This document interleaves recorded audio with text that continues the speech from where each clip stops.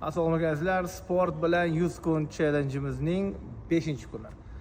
1 soatlik mashg'ulot o'zingizni ustingizda, bu sizning xarakteringizni mustahkamlaydi, ishonchingizni oshiradi, sog'lig'ingizga ham foyda bo'ladi. Shuning uchun sportni tanlang va mustahkam sog'liqqa ega bo'ling. Salomat bo'ling.